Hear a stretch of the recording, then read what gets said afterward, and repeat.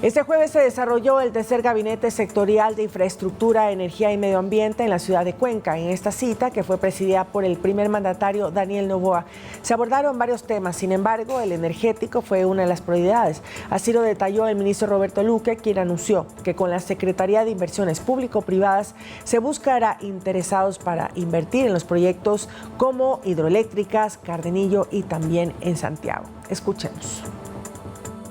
Normativamente estamos trabajando en eso, en reglamentos de alianzas estratégicas de las empresas públicas SELEC y SENEL y en normativas que fomenten el tema de autogeneración de los privados.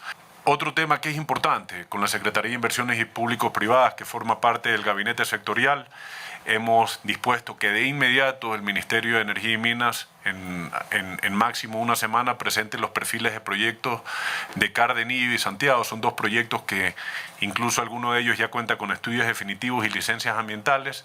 Hay empresas interesadas. Hemos dispuesto a la Secretaría de Inversiones Público-Privadas también que empiece a buscar estos interesados y que lo considere dentro de sus planes. Estos son proyectos que están considerados en el plan de energificación. Tenemos que moderar ese plan y llevarlo a la realidad de lo que se puede hacer. Además, en el gabinete sectorial se anunció que las condiciones de las vías Cuenca, Girón, Pasaje y Cuenca, Molleturo, El Empalme, ubicadas en la provincia de Azuay, serán mejoradas. Se ha decidido que las vías Cuenca, Girón, Pasaje y Cuenca, Molleturo, El Empalme sean financiadas directamente por obra pública para atención de puntos críticos y señalización. Adicionalmente, la Secretaría de Inversiones Público-Privadas está trabajando en el perfil de proyecto de la autopista Guayaquil-Cuenca.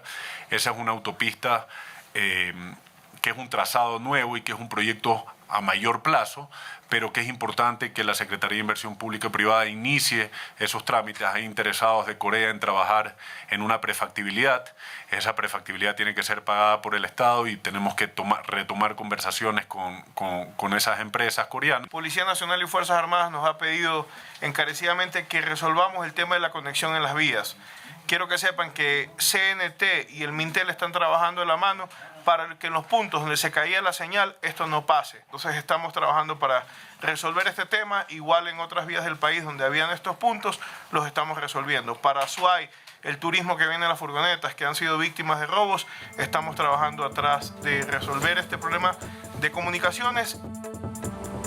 Y no nos despeguemos de justamente la vía Cuenca-Molleturo-El Empalme, que por cierto conecta a las provincias de la Azuay con Guayas, porque estará parcialmente habilitada durante 2 horarios distintos en el día y así se busca permitir la circulación de vehículos. Recordemos que esta vía fue inhabilitada producto de los deslizamientos del fin de semana. Entonces, mientras se realizan las labores de limpieza, también se va a permitir que puedan movilizarse los diferentes vehículos que van de las dos provincias. Según ha dicho el Ministerio de Transporte y Obras Públicas, el paso va a estar habilitado, escúchese bien, entre las 18 horas hasta las 9 de la mañana del día siguiente y entre las 12 a las 13 horas del mismo día. Es decir, ahí estamos viendo ya los horarios. Y no se olvide que la vía alterna habilitada por el resto del día es la Sud con Chancay, Puerto Inca. Entonces, en estos momentos, que son las 7 de la mañana, se puede circular por la cuenca vía Molleturo, a las 9 se suspende y a las 12 se vuelve a habilitar el paso.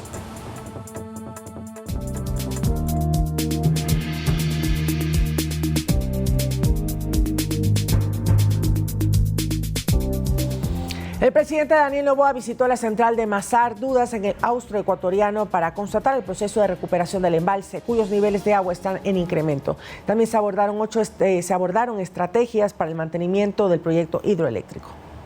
La visita del presidente Daniel Noboa y del ministro encargado de Energía, Roberto Luque, al proyecto hidroeléctrico ubicado entre las provincias de Azuay y Cañar fue para constatar justamente el funcionamiento de la central, que cada vez se nota con más agua. Faltan 28 metros aún para llegar a la cota máxima, pero se ha venido en las últimas 2 semanas, entre la hidrología, el nivel de humedad y la estimulación de lluvias que hemos generado, se ha recuperado alrededor de 18 metros, que representa un 35% del volumen útil del embalse. La central de Mazar es la represa con mayor capacidad de almacenamiento de agua en el Ecuador, pero la sequía de los primeros meses del año la dejó con niveles tan bajos que afectó la generación de energía, según han explicado las autoridades. Con las lluvias de los últimos meses, el embalse se ha aumentado. Si sigue la hidrología así y seguimos en este ritmo, podríamos llegar en mes y medio, 2 meses a recuperar el embalse completo. Además, se realizó una reunión de trabajo en la Casa de Máquinas, en la que se habló de los mantenimientos preventivos y correctivos que se deben tomar para que el proyecto hidroeléctrico funcione a plena operatividad. No se habían venido programando ciertos mantenimientos o ciertos trabajos que hay que ejecutar y que pueden poner en entredicho, digamos, la operación a mediano plazo. Y un poco la idea es, con el presidente y con el secretario de la administración, estar atrás de estos temas y tomar decisiones en busca de que esto no llegue a pasar. La visita se llevó a cabo en medio de la emergencia declarada en el sector eléctrico, como parte de un manejo óptimo de las infraestructuras fundamentales del Estado. Lautaro Andrade Castro, Noticias 7. Este jueves, el ministro de Energía encargado, Roberto Luque, asistirá a la Comisión de Fiscalización de la Asamblea para proporcionar información sobre lo que se está haciendo para mejorar la situación energética del país. Esta mesa legislativa arrancará así su indagación sobre el estado del sector eléctrico. La exministra del ramo, Andrea Arrobo, también está en lista de comparecencias. Ustedes recordarán que ya hicimos una investigación de crisis energética, que la presentamos a Fiscalía, a Contraloría. Es más, tenemos un ministro censurado que es el caso de Santos Albite. La crisis energética no es de la noche a la mañana, no es de 4 meses, no es de 3 meses atrás. Es por un incumplimiento de ciertas acciones, entre ellos el Plan Maestro de Electricidad de muchos años atrás. Entonces, lo que queremos saber es si parte de este Plan Maestro se ha reactivado, si los casos que ya hemos visto, tanto en investigación anterior como esta, como el tema de Termogas Machala, no va a volver a pasar, si los funcionarios de mandos medios que han sido sancionados en oportunidades anteriores siguen formando parte del sector eléctrico o no.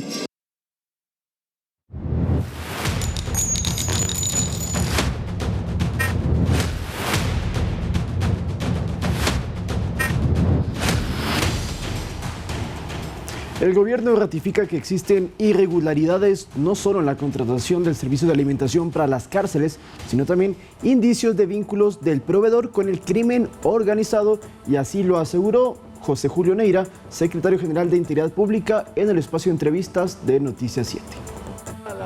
La Factoría era la empresa encargada de proveer alimentación para 25 de los 36 centros penitenciarios del país. Hoy sus servicios están suspendidos luego de que el gobierno pidiera a la Fiscalía que investigue irregularidades relacionadas con la contratación y actividades de la empresa. Se pudo observar en las alertas que hemos recibido del Centro de Inteligencia Estratégica varias presunciones, vínculos con el crimen organizado. Además, según el secretario general de Integridad Pública, José Julio Neira, se ordenó una revisión de los contratos celebrados con el Estado desde hace 12 años, por los cuales solo en los últimos 9 han recibido $171 millones, en la mayoría de ocasiones a través de convenios de pago. El 90% de los contratos son de esa modalidad y solo el 10% fue de la modalidad correcta, y esto es algo inaceptable. Esto al tiempo que se busca contratar a un nuevo proveedor del servicio. Primero, el proceso tiene que ser más transparente y más competitivo,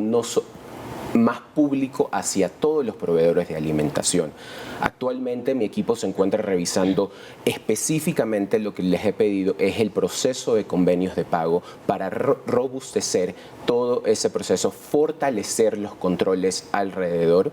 También trabajamos muy de la mano, estoy trabajando muy de la mano con el CERCOP, que es una institución que también está siendo transformada, que está recibiendo ayuda de multilaterales y de organizaciones internacionales para fortalecer sus procesos. Mientras tanto, según informó el funcionario, la alimentación carcelaria se está manejando a través de las gobernaciones y proveedores de cada provincia. Miriam Zambrano, Noticias 7. Un presunto caso de tráfico de influencias se habría registrado en la empresa pública de la Mancomunidad del Cantón Salcedo en la provincia de Cotopaxi. La Fiscalía realizó un allanamiento en las instalaciones de la terminal terrestre para recabar indicios sobre supuestas irregularidades en relación a un concurso de méritos y oposición que se habría efectuado en esa municipalidad. La Fiscalía indicó que se incautó un DVR y documentos para el respectivo proceso de esclarecimiento de los hechos. El Cabildo de Salcedo no se ha pronunciado aún en sus cuentas oficiales.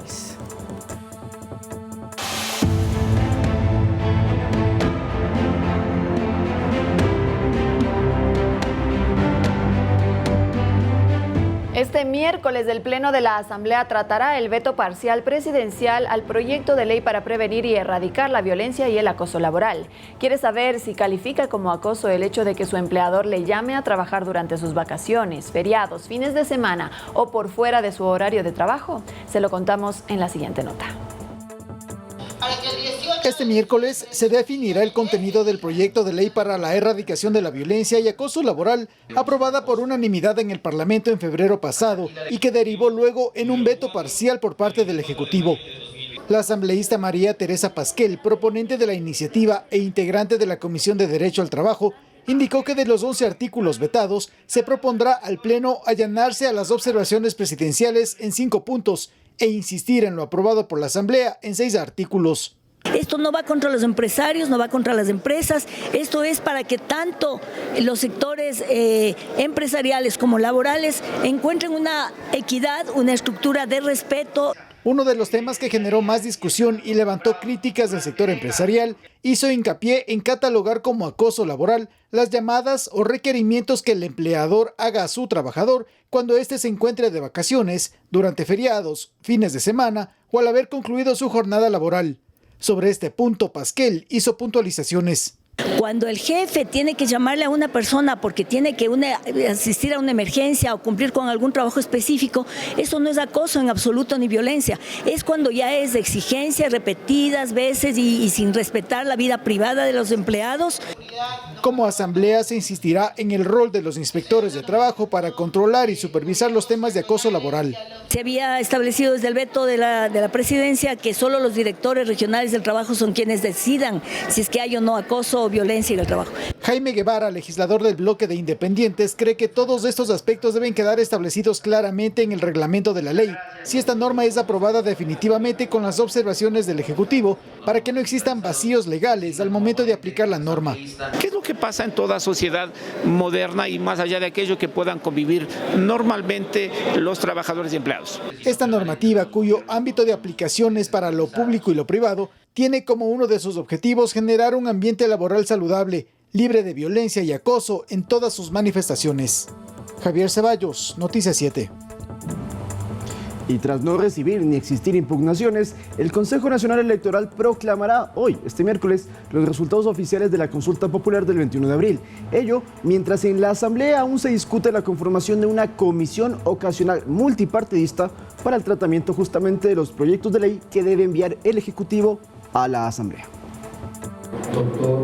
El Pleno del Consejo Nacional Electoral se reunirá este miércoles a las 11 de la mañana para proclamar los resultados oficiales de la consulta popular, luego de que no se presentaran impugnaciones hasta el domingo pasado cuando venció el plazo. A partir de ello, correrán los 5 días que tiene el presidente de la República para enviar los proyectos de ley correspondientes a las preguntas de la G a la K. Esto en medio de la expectativa por si se conformará o no una comisión ocasional multipartidista para un tratamiento más rápido al interior de la Asamblea. Yo espero de todo corazón y con la misma sintonía que hay que tener con la gente de nuestro querido país, que el tema salga antes, salga antes de los 45 días.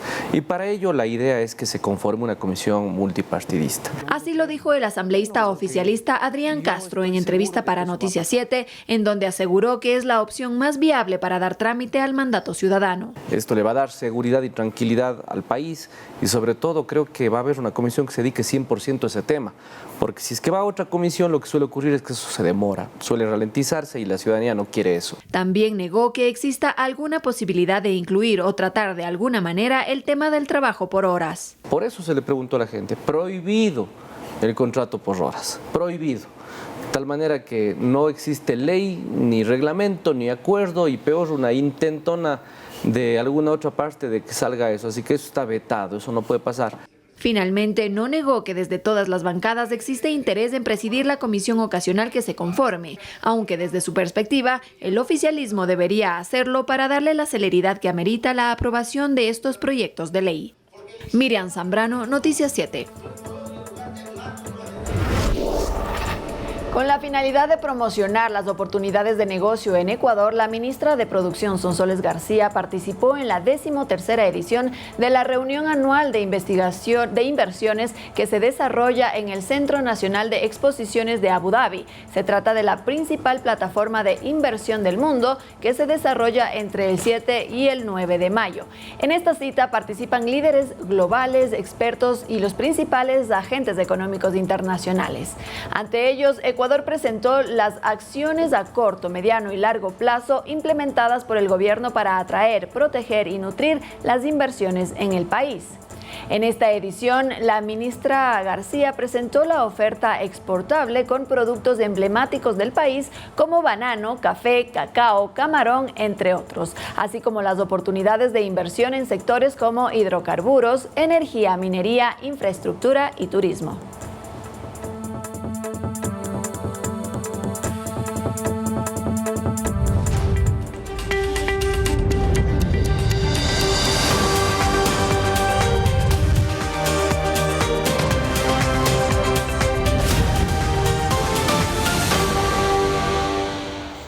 Es posible que la temporada de virus respiratorios esté llegando a su fin en Estados Unidos, pero hay un nuevo grupo de variantes del COVID-19 que ya circula en el país y esto genera naturalmente preocupación por una posible oleada veraniega. La familia de variantes apodadas FIRT por sus mutaciones. Esto incluye la KP2, que ahora es la variante dominante en el país.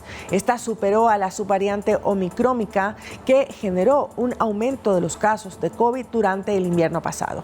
La comunidad científica ha instado a tener en cuenta los síntomas más frecuentes del COVID-19 que se manifestaron con anterioridad en casos diagnosticados y producidos por otras variantes. Algunos de ellos son tos, fatiga, congestión, dolor de garganta, diarrea, náuseas, también a la pérdida del gusto o del olfato. Por otro lado, en lo que respecta a la protección de las vacunas, estas brindarán protección en contra de la variante.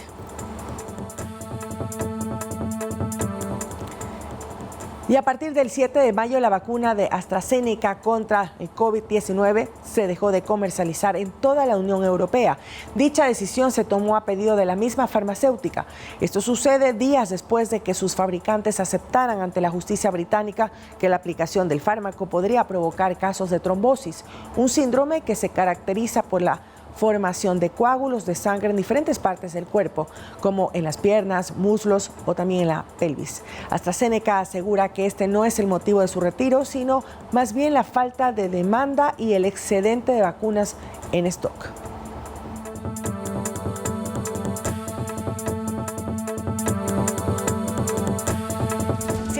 55 minutos, de regreso con más información para contarles que el Metro de Quito vuelve a ser el centro del debate y en esta ocasión porque el sistema de transporte está operando sin un contrato de mantenimiento de sus trenes. Mientras concejales señalan que no se lo hace correctamente, el alcalde explica que es una negligencia de administraciones pasadas. Que el Metro de Quito no cuente con un contrato para el mantenimiento de los trenes es un tema que preocupa al Consejo Metropolitano y así se lo hicieron sentir al alcalde Pavel Muñoz en la sesión de este martes. No tenemos contrato y tampoco tenemos proceso de compras públicas. Mantener los trenes no significa únicamente que todas las noches los trenes sean lavados. Significa tener la posibilidad de contar con el servicio de mantenimiento preventivo y correctivo del material rodante. Pero el gerente de la empresa metropolitana a cargo del sistema de transporte trató de aclarar. No, lo que sucede es que los contratos fueron separados. Entonces, en su momento, cuando se hizo el contrato con el operador y se puso en blanco y negro las cosas, ellos están dando mantenimiento a escaleras eléctricas, luminarias, ascensores, infraestructuras, sistemas electromecánicos. Es decir, en 10 puntos distintos hay 6 responsables. Por ejemplo, el material rodante está a cargo de la empresa Metro de Quito. Algo que ha sido cuestionado por otros ediles. Lo que se está haciendo no es más que un parche, algo temporal, porque quien debe prestar este servicio de mantenimiento es una empresa que tenga la experiencia. La concejal Sandra Hidalgo acota que es una necesidad urgente dicha contratación por la seguridad de los pasajeros. Un mantenimiento que sea integral y permanente, repito, de una empresa y de un personal especializado en mantenimiento de metros. Pero el alcalde Pavel Muñoz respondió que si no hay un contrato de mantenimiento, fue por una acción del ex burgomaestre Mauricio Rodas. El concurso de la compra de trenes les dice a los oferentes, oférteme en trenes. Pero además oférteme una propuesta de mantenimiento de esos trenes, en lugar de directamente contratar. Es decir, la compañía CAF, con la que se negociaron los trenes, incluyó en su oferta una propuesta no obligatoria de contratar para el mantenimiento. Para 10 años por un valor de $28 millones. Muñoz agregó que cuando su administración abrió el proceso de licitación para el mantenimiento, CAF cambió su cotización. Presenta una propuesta por $35 millones para 5 años. Esto modifica los valores anuales de 2 a 5 millones de dólares, lo que para el actual municipio no es correcto. Sin embargo, en la sesión metropolitana el burgomaestre planteó autorizar una instancia de mediación con CAF para encontrar un punto óptimo donde hagamos respetar lo que fue ofrecido a la ciudad y al mismo tiempo respetemos también sus razonamientos del precio comercial. Con 17 votos a favor, 2 en contra y una abstención, el Consejo Metropolitano aprobó que mediante una delegación del alcalde se realice la mediación que, de no llegar a un buen acuerdo, abriría la puerta para una nueva licitación. Pero hasta entonces, el metro seguirá sin el mantenimiento completo solicitado y con una unidad inoperativa por descarrilamiento. Lautaro Andrade Castro, Noticias 7. Complicada la situación del metro, pero entonces, ¿qué les parece si nos vamos a otra ciudad? Veamos mediante las cámaras del ECU 911 cómo está Guayaquil en estos momentos.